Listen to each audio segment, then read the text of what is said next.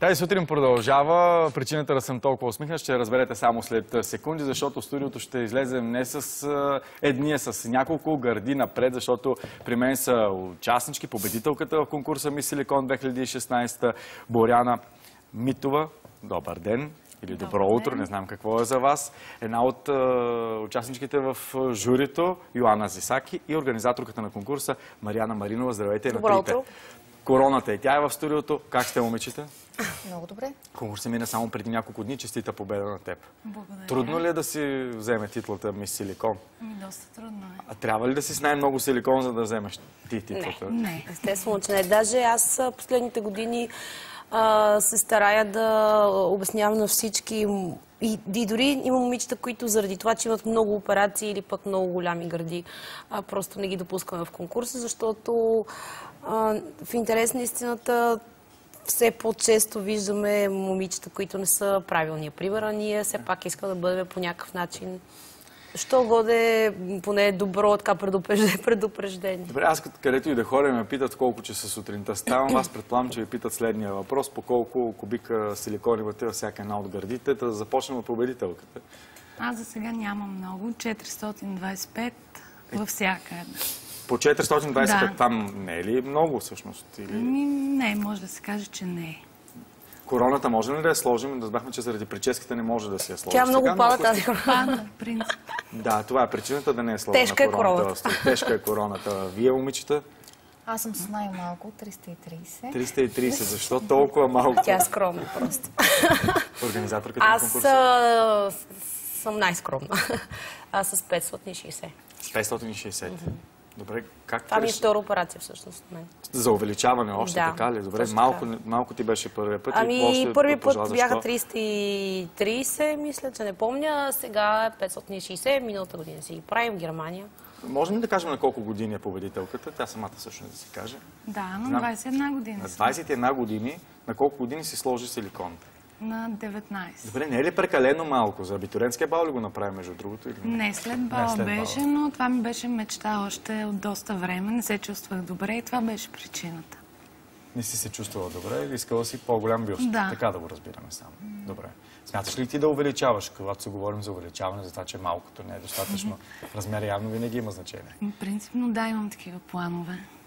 За увеличаване. С какво се занимаваш ти, ми е любопитно сега? Занимавам се с всякакви неща, свързани в шоу-бизнеса, музика. Снимам се като модел, участвам в ревюта. Доколкото разбрахме, започваш и музикална кариера дори.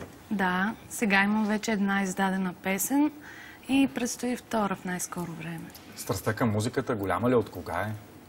По-скоро всичко започна на шега, да опитам, не е нещо сериозно за сега. Смяташ ли да навлизаш сериозно в кариерата? Ще видим как ще потръгне. На музикален изпълнител. Да. За сега не се знае още. Не се знае още. Какво е важното, за да спечели едно момиче Мис Силикон?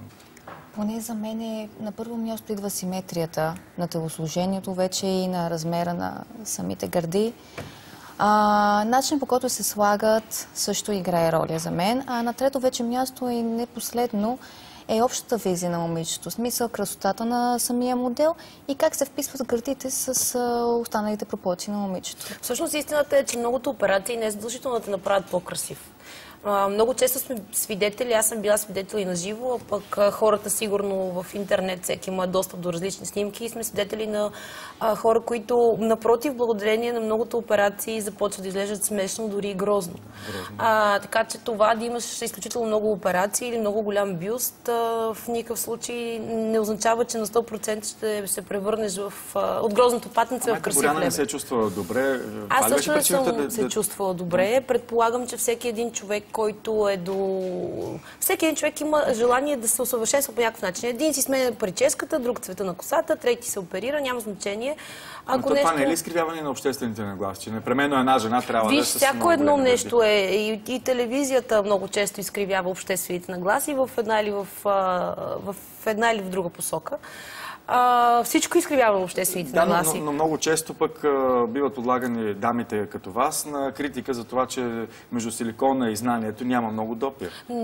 Между силикона и знанието изобщо даже според мен не е необходимо да има допир, защото за всеки кораб си има пътници. Има момичета, които искат да наблягат на визията си, има други, които искат да работят в бан и в това няма нищо лошо според мен.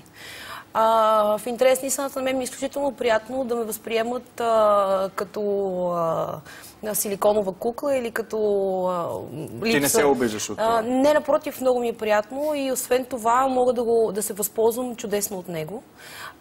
Защото аз много добре знам какво мога, какво правя, как постигам всяко едно нещо. И когато те приемат по такъв начин, изненадата в събеседника ти винаги е в твоя полза. В нивото на интелигентност, нали? Обикновено за това е голямата критика точно към момичетата, които наблягат повече на силикона, да кажем, не толкова на четене. Но няма, ето аз, например, ти да учиш, какво значи? Аз имам 2 висши образования, работила съм много дълго време в телевизия, като репортер, колкото и странно да изглежда. Ваши колеги тук дори ме помнят, като съдебен репортер. Висяла съм по събития като нормално, завършила съм журналистика. В момента уча магистратура, аз я завърших вече в Нов български университет комуникации. Така че това, че съм се направила гърди. Едно висене пред парламента около 12 часа, когато мои приятели ме чакаха, това беше доста отдавна, когато мои приятели ме чакаха да заминем за море, беше лятото, не лъжата, не пред парламента, пред президентството на Фонтана, никога няма да го забравя. Седях толкова дълго време в очакване на президента да каже нещо много важно, изгорях, откачих от нерви и казах не, аз ще се опитам да се занимавам по някакъв начин пак с телевизия, защото телевизията ми харесва. Жена трябва ли да е натурална? Каква част от вашата визия? Да е биожена, нали има такъв вид? Да е биожена. Ти имаш силикон, 300 и колко беше? 30. По 300 във всяка гърда, но виждам, че и устните така са подобрени. С малко хиалурон, да. С малко хиалурон. Да. Аз пак не виждам нищо лошо в това, най-малко, че аз съм завършила преподавателство. Не ми е пречило това да преподавам по някакъв начин. Това, че малко... Какво преподавате, да? Английски. Английски. Но почнах и гръцки, защото просто си го знам гръцки, роден език и ми е лесно.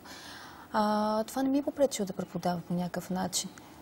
Исках да смена някоя част от мен, нали, устните малко да си подобра, гърдите също. Ние показахме на момиче, което също е в поп-фолк жанра на учителка в училище. Ти в училище ли си преподава? В школи. В школи. По-скоро. Гръцки и английски. Започнах с английски, после с гръцки, превръснах, когато пътуват в чужбина и им трябва гръцки език. Приемат ли те по-странно хората заради Отначало визията? да, но като им покажа, че трябва да подхожда с теб, нали, сериозно, вече до там се свеждат нещата. То вече зависи от теб.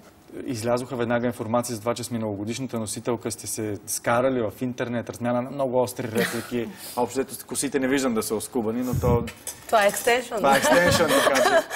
Това е хубаво на екстеншън. И трите ли сте с екстеншън? Нещо. Да. И трите имате удължение на косата? И трите. И трите. И това е важно също така ли? В спор ли сте с предишната носителка? Не, това беше много пресилено. Чак спор не е имало. Сега може да е имала друга фаворитка. И заради това вероятно да е реагирала по-остро, но някакъв спор и конфликт не сме имали нито преди, нито след. Че ето подвръща на удара, сега тук не може да покажем сайта, че има много реклами, но връщали сте на удара, тя по някакъв начин те е засегнала. Не точно засегнала, както ви кажа и аз. Беше пресилено, пресъздадено от медиите нейно писание във Фейсбук и следователно нормална реакция и аз да отвърна. Нормална реакция между жени, нали така? Когато някой хвърли ръкавицата срещу теб, най-вероятно можеш да очакваш различни реакции. Спрямо нивото на интелигентност на човека, спрямо разбиранията му, кое е правилно, кое не. Бъдещите творчески планове? Сега тепърва започвам да подготвям планове. Мисля с музиката да се взема по-сериозно и не знам, ще видим, зависи. Всяка една от вас, само да кажем, че била победителка в други конкурси. Мис Видин си била ти през 2012-та. Плеймейт участие. Аз Мис България. Ти си Мис България. Ето това е най-важното нещо, което съм направила, което ме прави според мен биожена. Родила съм 2 деца.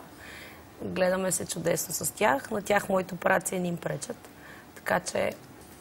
Много просто по-лесни съмненията в обществото. Едните са за, не, другите са против. Приемат по различен начин такива няма конкурси. за и против. Между другото, само това, не знам, сигурно нямаме време много бързо да кажа.